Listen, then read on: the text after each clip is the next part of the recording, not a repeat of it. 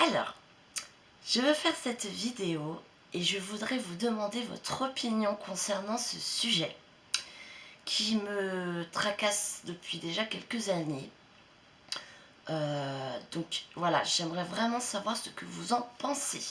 Surtout vous, mesdemoiselles, mesdames, je vous demande votre avis donc sur le thème de l'importance de la modestie vestimentaire. Je vais vous lire un article et après j'aimerais qu'on en débatte, mais vous aussi messieurs, j'aimerais votre opinion. Alors, je vous lis l'article et puis après on voit. Donc, imitez la Sainte Vierge. Quand vous pensez à la modestie, vous devez vous référer à la Sainte Vierge Marie. Elle était modeste de corps et d'esprit. Elle s'est toujours vêtue modestement et elle était la personne humaine la plus humble de l'univers entier. Dans une allocution aux enfants de Marie Immaculée le 17 juillet 1954, le pape Pie XII disait « Oh, combien de jeunes filles ne croient pas commettre de fautes en suivant docilement certaines modes honteuses. Elles rougiraient certes si elles devinaient l'impression et les sentiments de ceux qui les regardent. » La démoralisation de la famille. Voici ce que Jésus a dit à Mère Maria Rafols, une religieuse espagnole, un message écrit en 1815. Nombreuses sont les offenses que j'ai reçues et celles qu'il me faudra recevoir, surtout de la femme, avec ses habits impudiques, ses nudités, sa frivolité et ses intentions perverses. C'est pour cela qu'elles accompliront la démoralisation de la famille et des hommes, et cette démoralisation sera en grande partie la cause pour laquelle la justice de mon Père éternel s'irritera. Donc, non, je pense que c'est un sujet très important. Modestie dès l'enfance. Monseigneur Meyer, archevêque de Milwaukee, le 1er mai 1956, rappela aux parents leur devoir d'initier leurs enfants à la modestie dès la plus tendre enfance. L'initiation à la modestie est avant tout une fonction du foyer et doit commencer dès la plus tendre enfance. Les parents doivent initier leurs filles à pratiquer la modestie. C'est d'une importance primordiale. Je sais que ce n'est pas aussi facile qu'on puisse se l'imaginer, mais c'est pour cela que les parents doivent prier. Ils doivent prier notre Mère Céleste de les guider et de disposer leurs enfants à être plus modestes dans leur habillement. Une fille qui porte des vêtements indécents attire l'attention sur son corps. Elle contribue à susciter des pensées impures chez les hommes et les femmes qui voient son habillement immodeste. Le plan des francs-maçons. Dans son livre Dressing with Modesty, Madame Hammond cite aussi le plan des francs-maçons pour corrompre le monde par les modes indécentes. Pour réussir à corrompre la jeunesse, il faut que les garçons et les filles pratiquent le nudisme dans l'habillement. Ils ont très bien réussi leur plan. Pour éviter trop de réactions, on doit procéder graduellement. Premièrement, découvrir les coudes, ensuite les genoux, ensuite les bras et les jambes, complètement découverts. Plus tard, la partie supérieure de la poitrine, les épaules, etc. etc. Le Padre Pio, apôtre de la modestie, alors, Madame Hammond parle de l'attitude du Padre Pio au sujet du port du pantalon chez les dames. Elle cite une histoire racontée par Anne McGintillis, une Canadienne et une fille spirituelle du Saint. Dans son livre pardon pour l'italien, Arrivederci, Padre Pio, A Spiritual Daughter Remembers, j'ai eu l'occasion en avril 1983 d'interviewer à San Giovanni Rotondo une Canadienne italienne de descendance et parlant couramment sa langue maternelle, à qui le Padre Pio avait refusé l'absolution en confession parce qu'elle vendait des pantalons et des ensembles de pantalons pour dames dans son magasin de linge à Vancouver. Elle lui ordonna de retourner chez elle au Canada et de liquider tout ce stock et de ne pas donner ces articles aux gens qui voudraient en porter. Et si elle voulait son absolution, elle pourrait revenir en Italie et la recevoir, seulement après qu'elle aurait exécuté sans regret ses ordres. Sœur Lucie, donc une des 3 voyants de Fatima, disait à un couple américain: « Quand je pense aux États-Unis, je pense à ceci. Une des choses particulièrement demandées par Notre-Dame est la modestie dans le vêtement. Il me semble qu'il n'y a pas tellement de modestie dans la vie des femmes de votre pays. La modestie est un grand sacrifice à offrir à Notre-Dame, et cela lui plairait. Si les catholiques dans votre pays créaient une ligue de modestie dans le vêtement, ce serait grandement apprécié par Notre-Dame. » Donc, parole de Pie XII. Le 17 juillet 1954, le pape Pie XII rappelait que si certains vêtements contribuent à de graves occasions et prochaines de péché, à des occasions graves et prochaines de péché, et mettent en péril le salut de votre âme et celle des autres, c'est votre devoir d'y renoncer. Ô mère chrétienne, si vous saviez quel avenir d'angoisse et de périls intérieurs, de doutes mal réprimés, de honte mal contenue, vous préparez à vos fils et à vos filles, en les accoutumant imprudemment à vivre à peine couverts, en leur faisant perdre le sens délicat de la modestie, vous rougiriez de vous-même, vous redouteriez l'injure que vous faites à vous-même, le tort que vous causez à ces enfants que le ciel vous a confiés pour les élever chrétiennement. Quand les femmes commencent à se vêtir avec immodestie et que les hommes se moquent de la religion, c'est le commencement de la fin.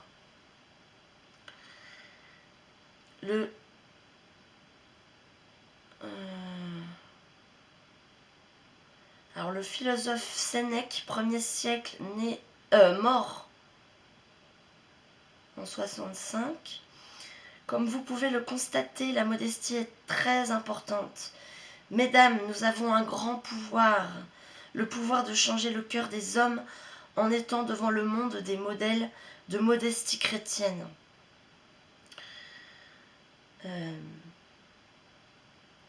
Par nos prières et par nos sacrifices, nous contribuerons à apporter la paix dans le monde.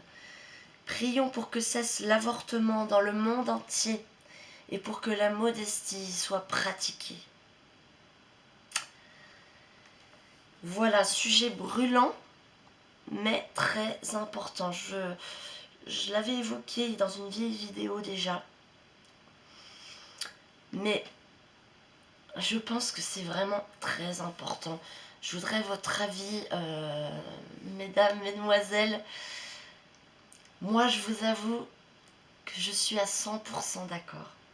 Mais que, dans le quotidien, on s'est tellement habitué aux pantalons. Et moi, je vous avoue que c'est surtout, quand il fait froid, en fait. C'est vraiment ça, quoi. C'est vrai qu'en hiver, le confort du pantalon, une fois qu'on s'y est habitué, alors, une question que je me pose, c'est est-ce que si on met des pantalons très larges, vous savez, vraiment très amples, il existe des pantalons qui ressemblent presque à des jupes, parce que c'est vraiment très large, est-ce que ça va? Je pense que ces pantalons-là, ça peut passer, à partir du moment vraiment où ça cache les formes.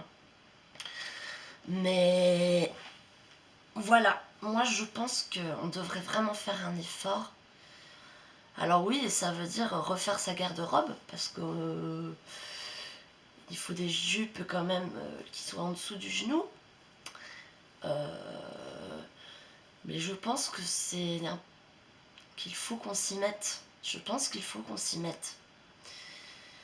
Que c'est vraiment très très important pour la jeunesse, pour les hommes aussi, parce que on fait tomber nos frères, quoi. Ça, c'est quelque chose où on nous demandera des comptes au ciel, quoi. Parce que si le jour où on a mis une petite jupe courte ou un petit short, comme vous voyez maintenant, il y a des shorts, c'est même pas des shorts, c'est des culottes, quoi. On voit tout. À cause de vous, le frère qui a eu des pensées impudiques, ça,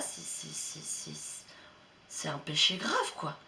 Imaginez, en plus, le pire, ce serait à la messe, quoi.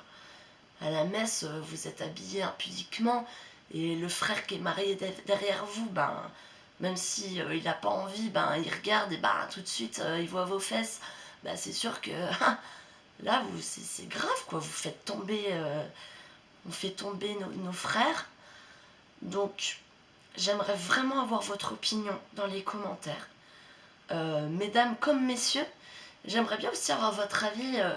Donc, vous les garçons, qu'est-ce que vous en pensez? Est-ce que vraiment, ben, oui, est-ce que vraiment on est cause de chute à ce point-là? Moi, je le pense, sincèrement. Et puis bon, quand on voit le monde à l'heure actuelle, c'est... Les francs-maçons ont très bien réussi leur coup, hein. De plus en plus, on se dévait. De plus en plus, on se trimballe à poil. Et voilà. De toute façon, là, on en est à l'époque où les jeunes filles sont carrément sur OnlyFans. La prostitution est normale. Tout est normal. La pornographie, c'est terrible.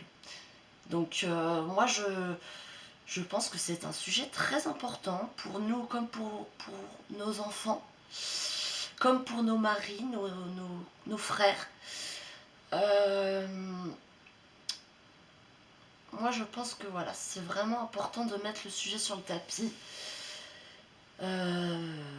Voilà, dans un monde de plus en plus sexualisé, impudique, horrible.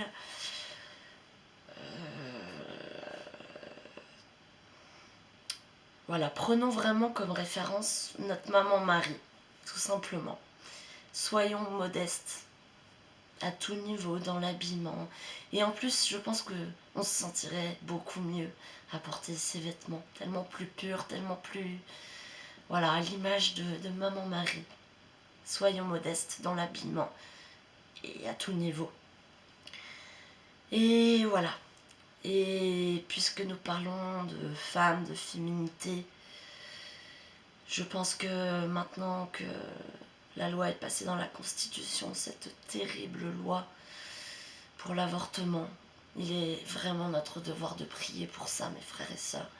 Prions pour cette loi inique de l'avortement. Je pense qu'on va payer ça très cher, que nous allons payer ça très cher. La France est tombée bien bas. Prions aussi pour cette loi de l'euthanasie, de la mort assistée, toutes ces choses-là. C'est terrible hein, de vouloir éradiquer la mort et la souffrance. Enfin, l'homme, voilà, se prend pour Dieu, c'est terrible, c'est terrible. Prions, prions, voilà, pour tout ça, pour l'avortement, pour tout ça.